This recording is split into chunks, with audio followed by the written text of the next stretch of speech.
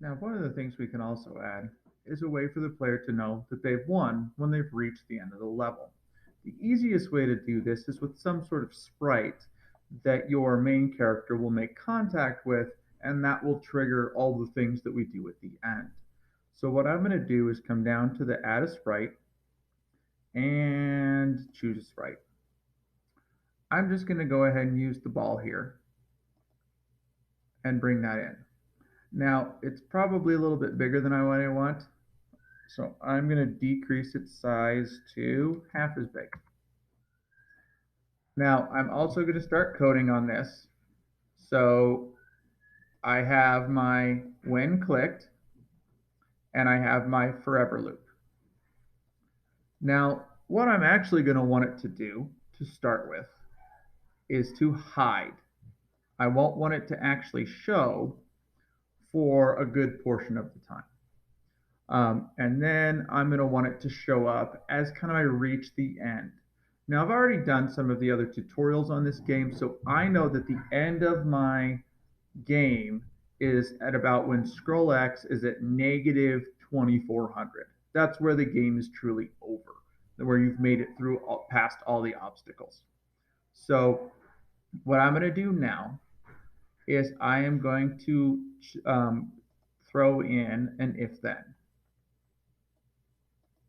So I am going to be looking for um, my scroll X to equal or to be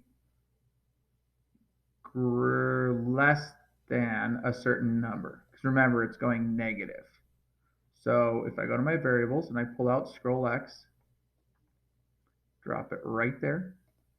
And because I've already tested mine, I know that I need to be at 2150.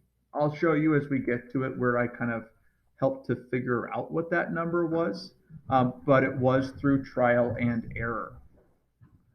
I'm going to go to looks, and the first thing I want to do is I'm going to show it so that it is there. Okay. I am also going to set its X position, set X2, and I'm going to have to use an equation here. Okay. So I'm going to use the plus. And again, after some experimentation, I can tell you that we need to take scroll X and add the positive version of whatever the end of your level is. So in my case, the end of my level, scroll X was negative 240 or 2400. I need to add 2400. Okay. This will help it to show up. Now, the next thing we're going to follow this with is another if then. So I'm going to pull this out and put the if then there. And the if that we're looking for is we're sensing if, since now you got to think about it this the right way. I'm coding the ball. Okay, I'm coding the ball. So if the ball makes contact with my playable character, which I haven't changed the name to T-Rex, but I should, then I want to do a certain set of things. I already know I'm going to change a backdrop. I haven't made it yet, but I'm going to go ahead and switch the backdrop. Okay. I also know that I want it to hide. Okay. This is something that I found through trial and error that if you don't do this, the ball will show if you restart the game right away. So you want it to go away if it makes contact. Okay. And at that point, then we also want it to stop all. So it's going to stop all of the game. Okay. Now, so I can get it to get the right backdrop, I'm going to go ahead and click my backdrops, go to backdrops, and under my normal backdrop, I am going to duplicate it. Now, very similar to what I did when I made a game over backdrop, I am going to type in whatever I want it to say. When I reach the end of my level, I'm going to just go with you win. I'm going to change the font to marker. I'm going to change the fill color to a nice yellow, which I know doesn't show up very well now, but it will once I give it a little trick. I'm going to try to center this best I can, have it look nice. make it just a little bit bigger. And then I am going to click off, click back on. Sorry, with the pointer tool, copy, paste. On the pasted one, I am going to turn the saturation to basically nothing. I'm going to make it a good solid shadow like that. I'm going to send it backwards. Okay, and that helps that to show up so it kind of stands up off the page.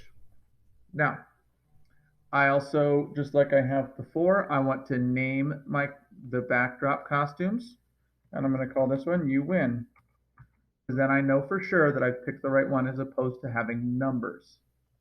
So now I have You Win. There is no code for the backdrop, so now I'm going to go back to the ball code, and I'm going to switch the backdrop to You Win.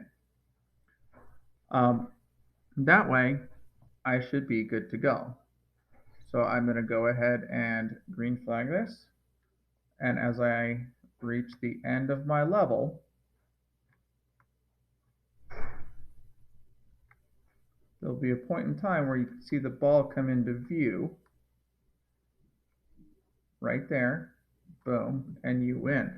Now this is where I had to experiment. I had to run this several different times to find that ScrollX is less than negative whatever. So that basically as the ball appeared, it appeared like it was coming onto the screen.